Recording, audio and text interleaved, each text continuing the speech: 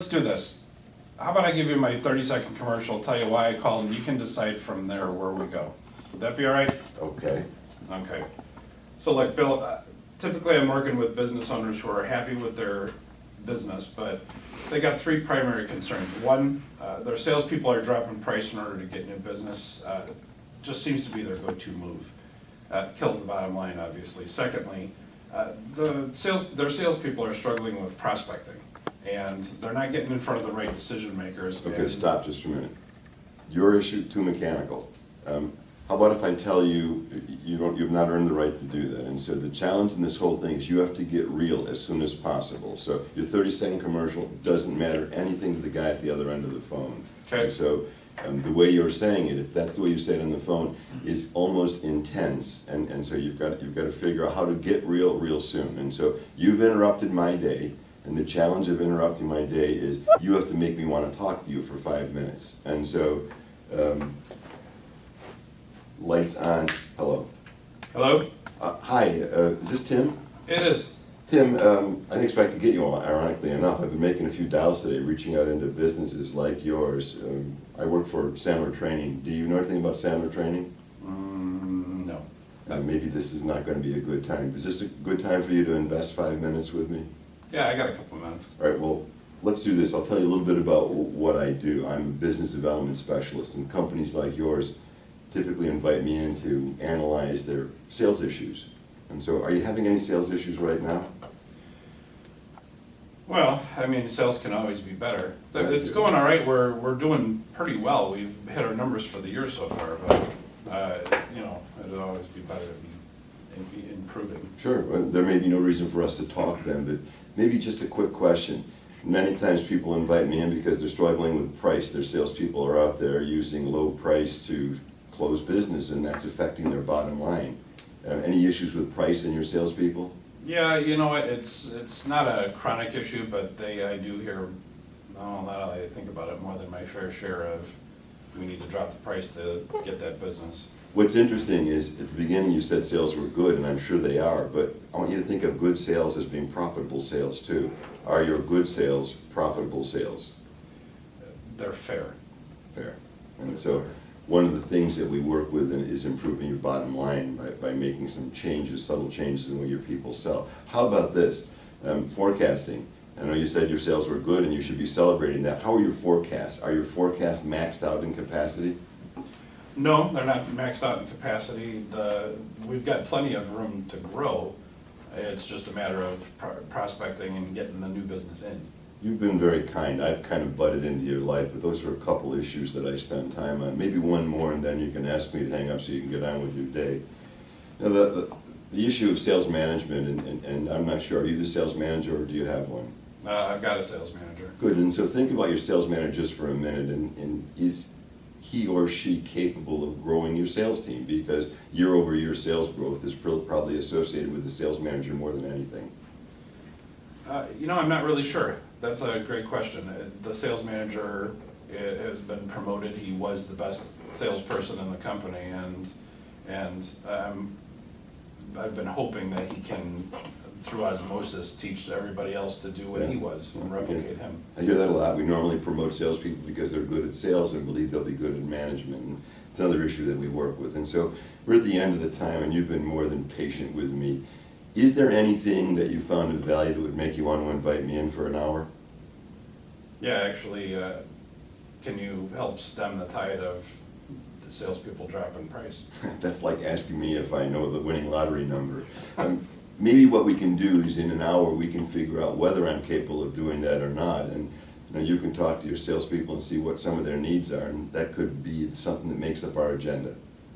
All right, you know what, that sounds good. I can go for that. Get your calendar out.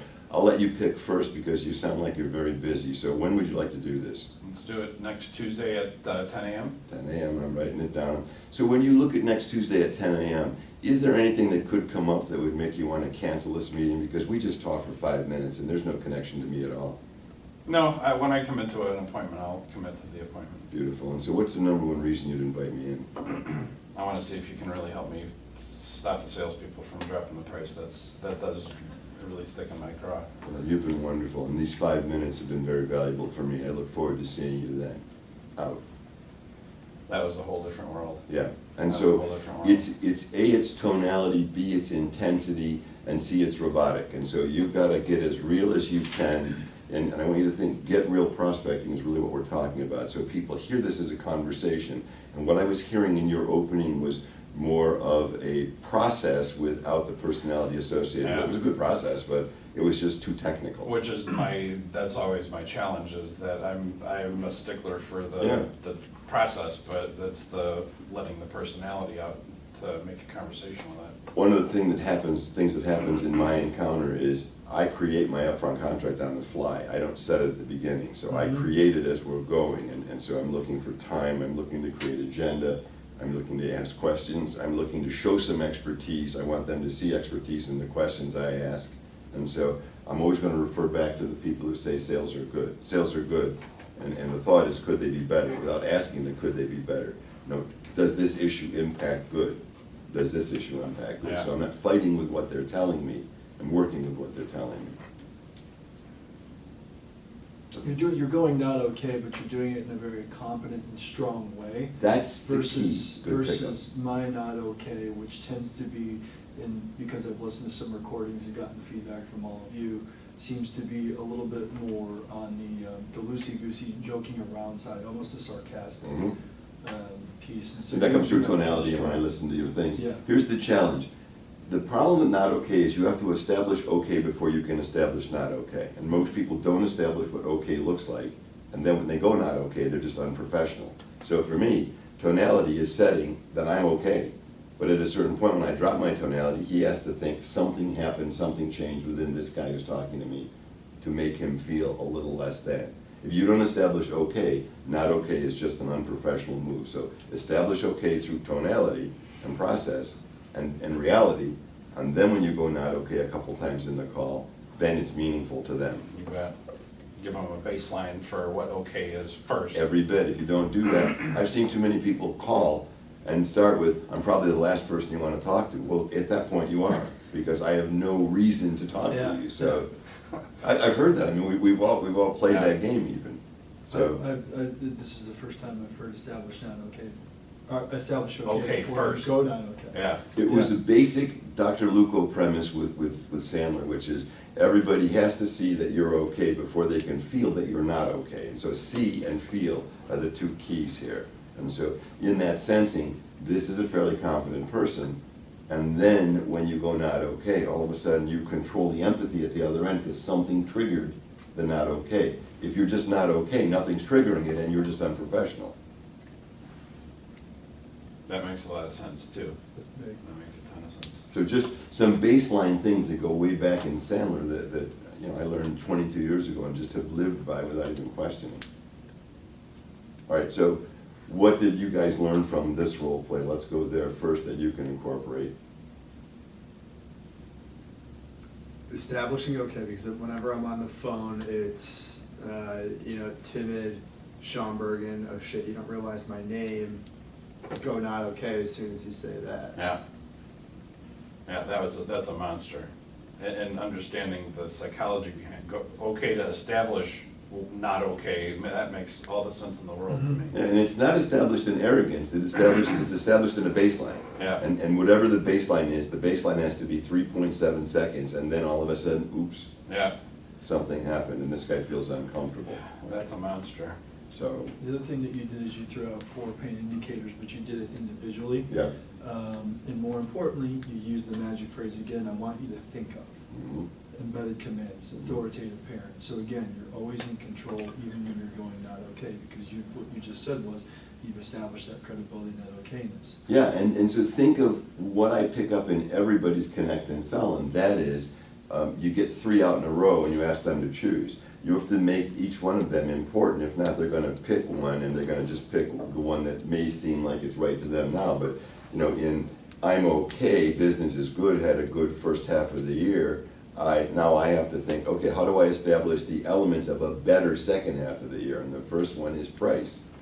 A good first half of the year is not just about raw sales, it's about profitable sales. And so did your salespeople use price to make it a good year from a number standpoint. Yeah.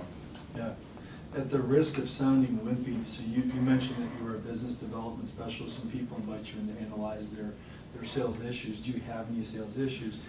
To me, I would wimp out before in asking that question because it's a yes or no question. They could say no, the game's over.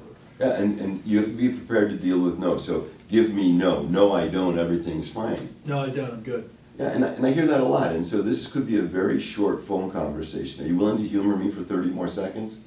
Sure, Bill. Good. Think about these things. I want you to think about price and your bottom line, and I want you to think, does price influence your bottom line, the way people sell? And so, could it be stronger, could it be higher? That's 22 seconds. Tell me your thought about that.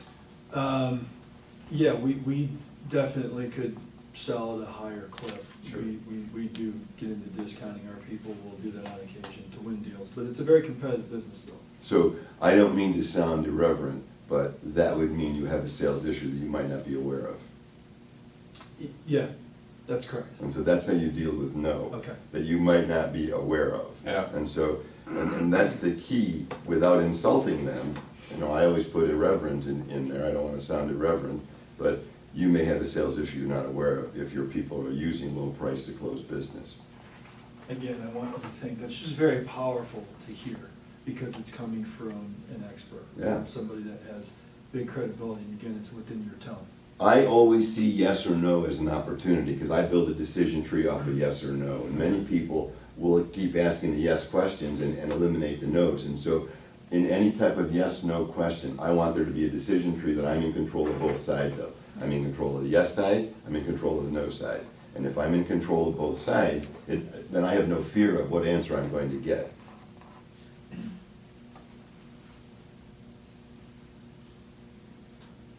We're at the 15-minute mark. Did you get enough on 100%. this right now? Do you have a thought you want to add?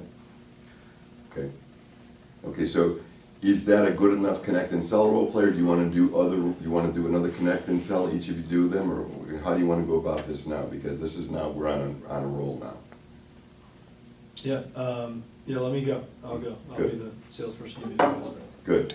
And so at the snap of the finger, I'm going to say hello and you're engaged, okay? Okay. Hello, it's Bill. Bill, Rich Austin, Sandler Training. Hi, Rich. How can I help you? I'm sorry, I'm a business development specialist. People typically invite me into their business to analyze their sales issues. Bill, you weren't expecting my call. I gotta ask you, I'm sorry, does my name ring a bell? Does my business ring a bell? No, should it? I'm not necessarily sure it should. Let's do this. Why don't I tell you briefly why I'm calling, and then you can make the decision. We can keep chatting, or we can end early. Okay. So, Bill, I want you to think about your business in terms of sales and sales issues. That's why people typically invite me in. Do you have any sales issues? We've had a good first 6 months, but I think there are always sales issues. And I want you to think about price for a second. I want you to think about price. When you think about your people and how they're selling, are they ever relying on discounting in order to help them win business? I'm sure they do. We work in a very competitive world. I think we have no choice but to discount. Okay. And how does it affect the way that the business operates and the way that you interact with your people? I'm not sure I understand. How does the fact that you have to discount on price affect your business and affect your people? Well, we make less money, our margins shrink. Okay. Bill, is that an issue that's worth, can we stop? Yep. I'm fucking just going. It's okay. Oh, we're recording, But sorry. you had to figure that out, and so Yeah. where I stopped him, I let you go because I was Yeah. watching you try to process and come Yeah, back. yeah, yeah. You were trying to incorporate what you just heard Right. before we worked it out. Every bit. So that's what you have to do at a certain point when the call is not going well. You have to catch yourself, and so I let this go by design. So just to No, I watch- appreciate watch it. I do should it have go. stopped 5 seconds in. So what would you like to do then with this one? I would like to hear it one more time in a different way. Okay, so when I snap my fingers, you'll say hello and we'll be connected. Okay, perfect. Hello? Oh, I'm sorry, I meant, I'd like to see you do it one more time. Yeah, I said hello. Okay. So, You're the Wouldn't you say prospect. hello if somebody said hello at the other end of the phone? You're overthinking You're the it. prospect. You're the Okay. prospect. You're Hello? overthinking it. Hello, Stop XYZ. again, stop again. This is Rich. Ready? Yep. This is Rich. Rich, it's Bill. How are you doing? Doing well, thanks. And you, Bill? I'm doing fine. I appreciate you taking my call. I didn't expect to get you today. My name sounds familiar. It's Bill Bartlett. No, I can't say it does. Yeah, it doesn't surprise me. I'm a local business development specialist making some phone calls into businesses like yours to talk a little bit about sales issues. Now, I realize I'm catching you at a bad time here, so you can tell me to call back at a different time if you'd like. No, this is okay, Bill. Go ahead. Uh, What's this about? 5 minutes maybe to invest, is that okay? Because I don't want this to go on endlessly. That'll work. Good. Yep, So- let's make it a quick 5. Think of your bottom line. Bottom line of your company, and the challenge of a bottom line is keeping it strong as sales are growing. So I want you to take a look at sales and your bottom line and tell me what relationship you find there.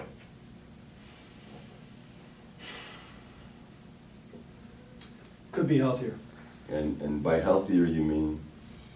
We could be closing at a higher rate. We could limit the amount of discounting that we're doing, but in order to stay competitive, it's something that's easy for us to rely on and something that we do. You mentioned 2 issues that affect the bottom line. You mentioned price and you mentioned closing more. Which is the more dominant of the 2? Is it low price closing affecting the bottom line, or is lack of closing? Yeah, I think one feeds the other, but let's go with lack of closing. So lack of closing. When you work with your salespeople on helping them improve their closing efforts, what do you find? I find that they are not as good in front of a prospect as I might be. I don't seem to have any problem. I still sell. As a matter of fact, I still bring in the lion's share of the business. I don't have any problem when I'm in front of a prospect selling. Typically, I'm able to get full fare.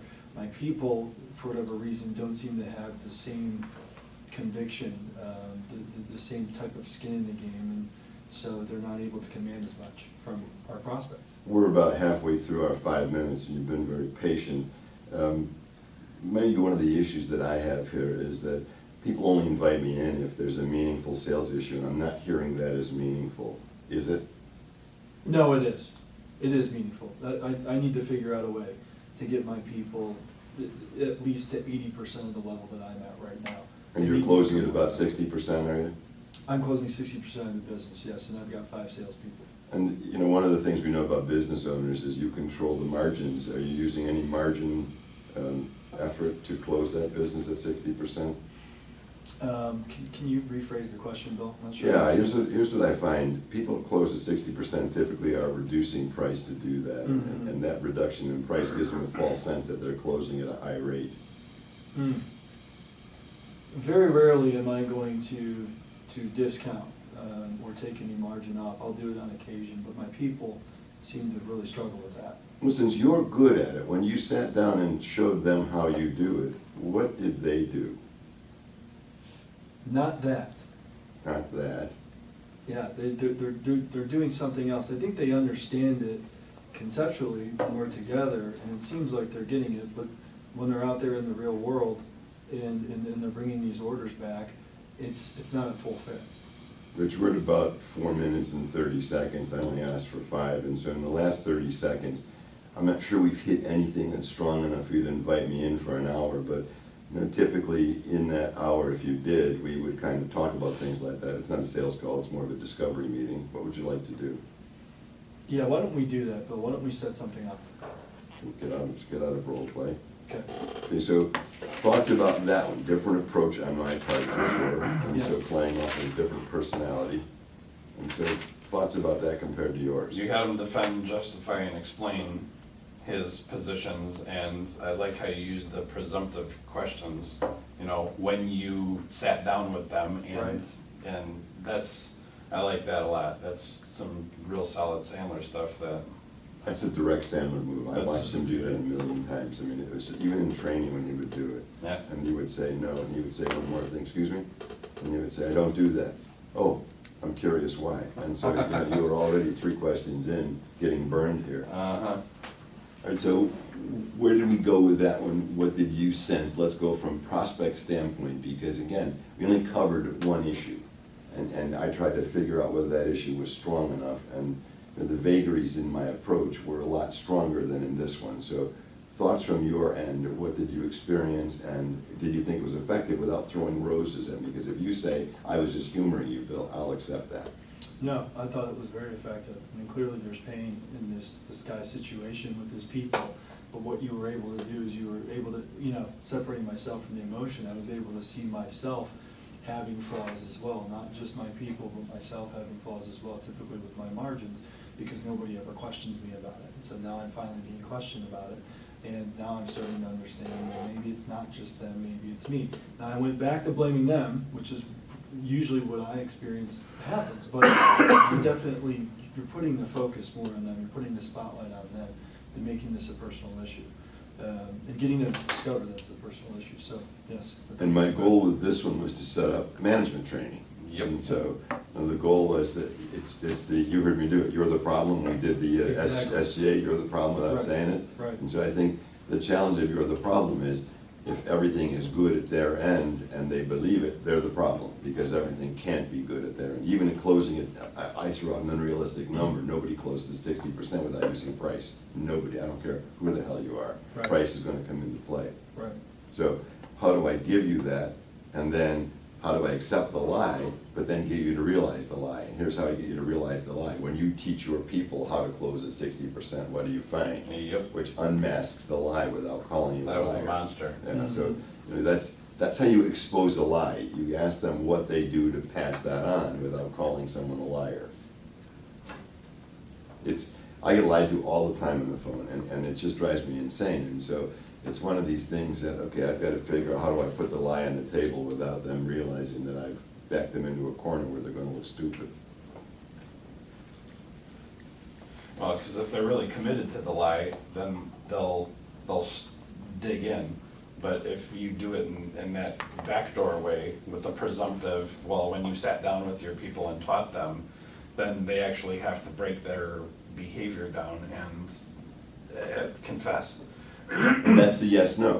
The yes/no is, I talk to them about it, but they're not good at it. The other one is, these are the steps I took them through. I told them to qualify, I told them to present, I told them to close, to which would give me the prospect system to put on. So either way, still a decision tree that I'm setting up off the lie. Right. And so see it. And one of the things that you want to practice is that decision tree off of anything, even in normal conversation. The yes answer, the no answer. Where would I go with the yes? Where would I go with the no? I do that in training all the time. If I ask a question and someone gives the wrong answer, how do I get them to see the right answer with a decision tree?